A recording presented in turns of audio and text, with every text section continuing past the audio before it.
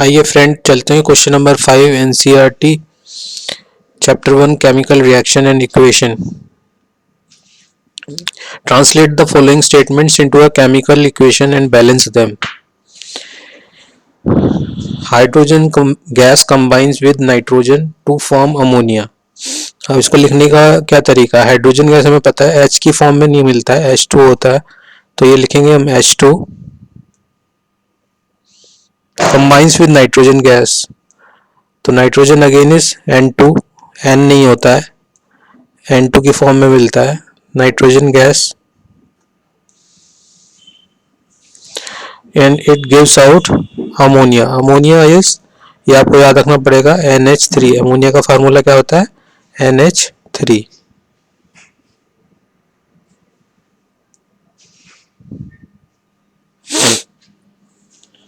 क्या equation balance है? नहीं है। सबसे बड़ा कंपाउंड कौन सा है?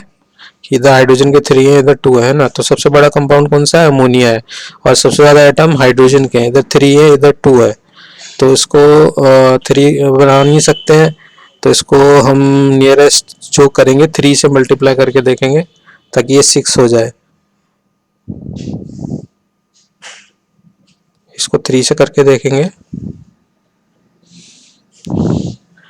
तो ये 6 हो जाएंगे, इधर 3 रह गए हैं, तो इसको हम 2 से करेंगे, ये 6 हो गए। इधर हाइड्रोजन बैलेंस हो गया है, नाइट्रोजन भी बैलेंस हो गया है, तो now it's a balance equation. ये ए पार्ट था। अब बी पार्ट में देखेंगे, hydrogen sulphide gas burns in air to give water and sulphur dioxide. B part में हाइड्रोजन सल्फाइड, सल्फर 2 होता है वैलेंसी, तो हाइड्रोजन के साथ जब वो कंपाउंड बनाएगा तो क्या हो जाएगा? हाइड्रोजन की 1 होती है, तो हमने देखा था क्या बनेगा? H2S, hydrogen sulphide. Hydrogen sulphide gas reacts with, burns with air. Air यानी कि आप इसमें ऑक्सीजन ले लीजिए,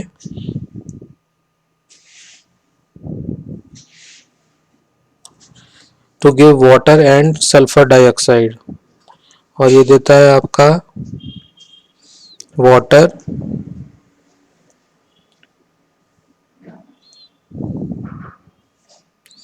plus sulphur dioxide SO2।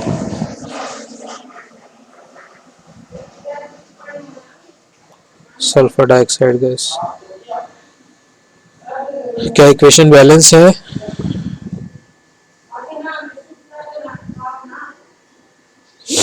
Equation balance नहीं है। ऑक्सीजन के इधर 2 हैं और इधर 2 और एक 3 है।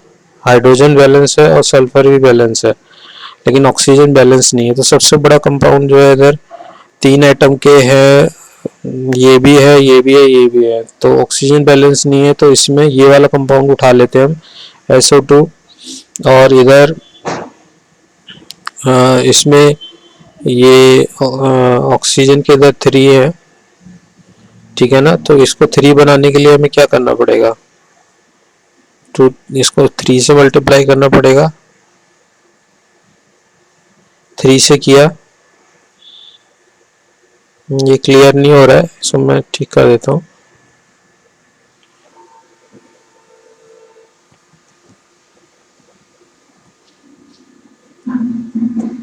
इसको क्लियर करने के लिए मुझे इरेजर इस्तेमाल करना पड़ेगा,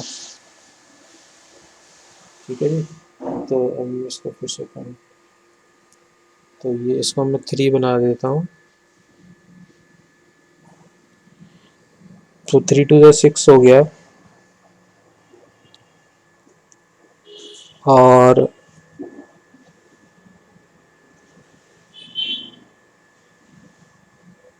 इधर मैं इसको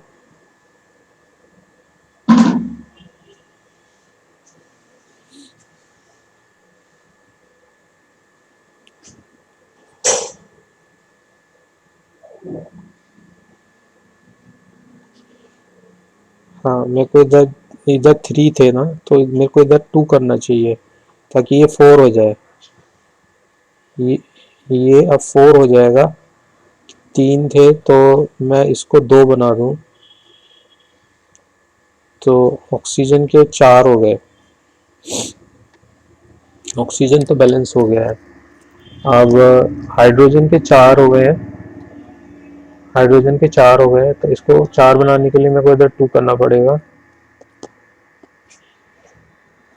हाइड्रोजन के भी 4 हो गए हैं इधर। सल्फर के 2 हैं इधर, सल्फर का 1 है, तो सल्फर के 2 बनाने के लिए मेरे को इधर 2 बनाना पड़ेगा। तो ऑक्सीजन के अब इधर कितने हो जाएंगे, 2 4 और 2 6 हो गए हैं। ऑक्सीजन के 6 हो गए हैं, तो मुझे ऑक्सीजन के इधर 3 ही लेने पड़ेंगे।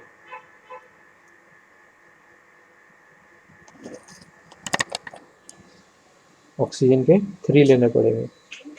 ठीक है, 2 और 3 4 और 2 6 6। ऑक्सीजन बैलेंस हो गया है आपका। हाइड्रोजन 4 हाइड्रोजन 4, सल्फर 2 सल्फर 2, तो ये बैलेंस हो गई है इक्वेशन।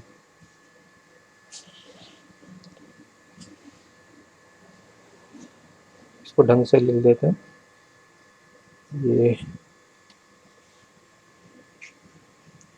ये हो गया आपका, ये इक्वेशन आपकी बैलेंस हो गई है। तो ये बी पार्ट हो गया है। सी पे चलते हैं।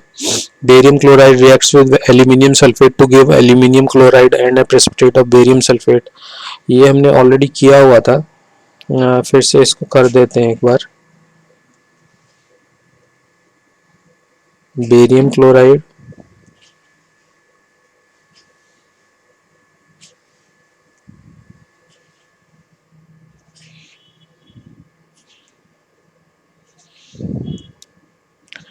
Barium chloride reacts with aluminium sulphate. Sulphate का 2 होती है वैलेंसी, तो वो एल्यूमिनियम पे आके लगेगी, Al2 हो जाएगा। और एल्यूमिनियम की 3 होती है, तो वो सल्फेट पे जाके लगेगी, तो ये हो जाएगा आपका एल्यूमिनियम सल्फेट SO4, है ना, इसका होल थ्राइस। तो ये गिव करता है क्या,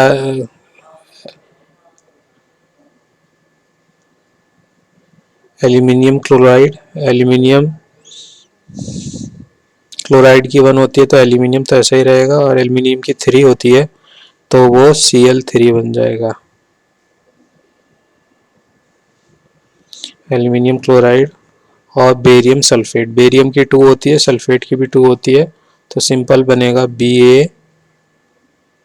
BaSO4 का प्रेसिपिटेट SO4।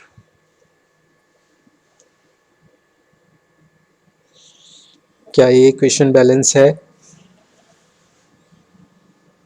नहीं, ऑक्सीजन के इधर 12 है, इधर ये देखिए 4, 4 3 जा 12, ऑक्सीजन के इधर 12 है, इधर 4 ही है, तो इक्वेशन तो बैलेंस नहीं है।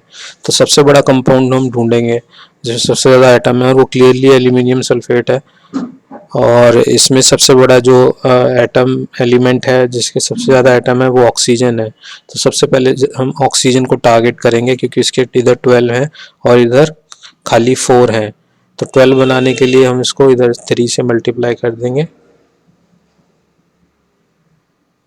3 से मल्टीप्लाई किया है तो बेरियम के, ऑक्सीजन तो हो गया, तो बेरियम को भी हमें इधर 3 से करना पड़ेगा ताकि बेरियम भी बैलेंस हो जाए। नेक्स्ट हमने बेरियम को पिक किया, तो बेरियम हो गया है, ऑक्सीजन हो गया है, सल्फर के इधर 3 हैं और सल्फर के इधर भी 3 हैं, एल्यूमिनियम के इधर 2 हैं और एल्यूमिनियम का इधर 1 है।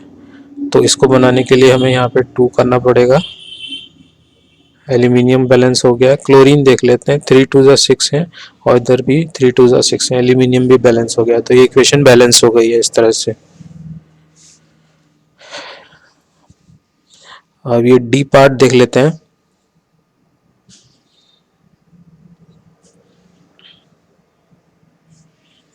डी पार्ट में पोटेशियम मेटल है, पोटेशियम मेटल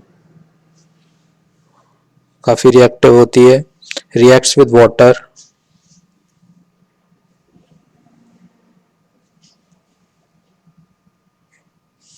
वाटर के साथ रिएक्ट करेगी, गिव पोटेशियम हाइड्रोक्साइड।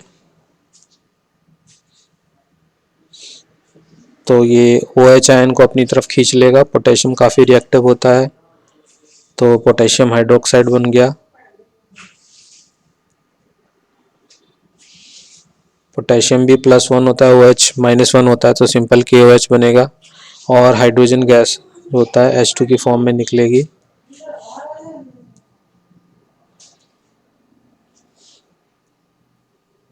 क्या इक्वेशन बैलेंस है? पोटेशियम का 1 है दोनों साइड, हाइड्रोजन के इधर 2 हैं, इधर 3 है, ठीक है ना, और ऑक्सीजन का इधर 1 है, इधर भी 1 है। तो इसको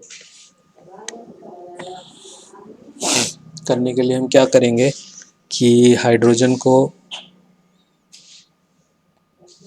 हम, इधर 3 है, इधर 2 है, तो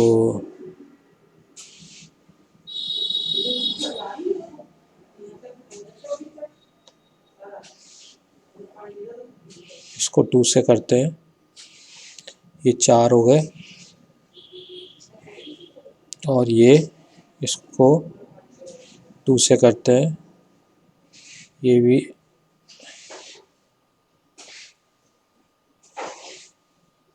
6 हो गए हैं। तो हाइड्रोजन तो बैलेंस हो गया है, ऑक्सीजन के 2, तो इधर हमें 3 करने पड़ेंगे, 3 2 = 6, 3 2 = 6। ऑक्सीजन पोटेशियम के 2 हैं तो ये हमने ले लिया है, ऑक्सीजन के 3 हैं, इधर 2 है, तो इधर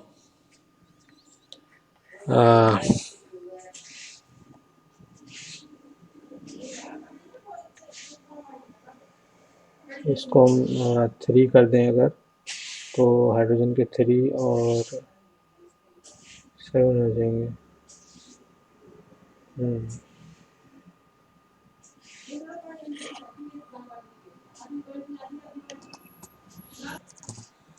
तो इसको बैलेंस करने के लिए हम क्या करेंगे,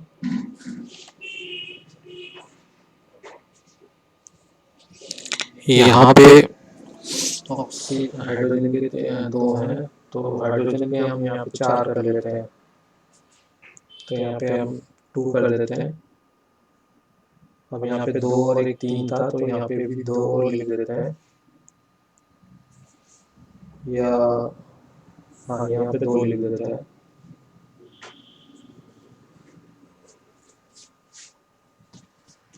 अब ऑक्सीजन के 2 हो गए हैं, ऑक्सीजन के 2 हो गए हैं, पोटेशियम के 2 हैं तो इधर 2 के लिखेंगे।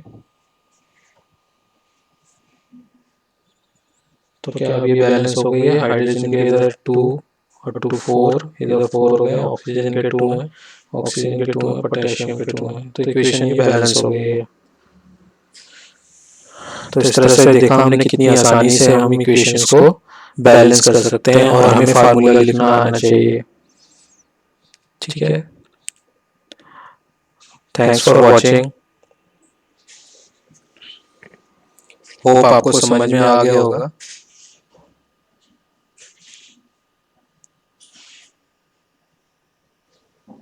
I am Rohit Bhati, your friend and mentor. If you like my videos, please like, share and subscribe to my channel CBSE Learning World.